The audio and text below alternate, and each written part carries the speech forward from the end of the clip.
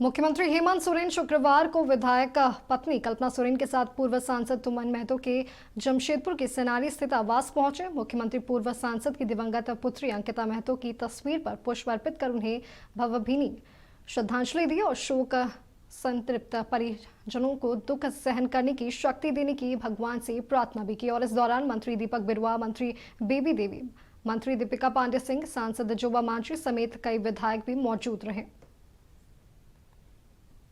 भाई आदरणीय सुनील महतो जी जो आज हमारे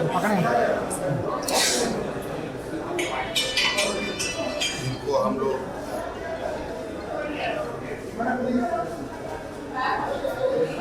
उग्रवादी घटना में खोया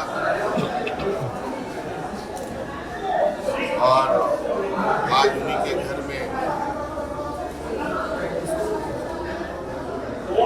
अचानक एक भयानक बीमार का शिकार होकर उनकी बेटी का भी निधन हो। उन्हीं के शोकाकुल परिवार से मुलाकात करने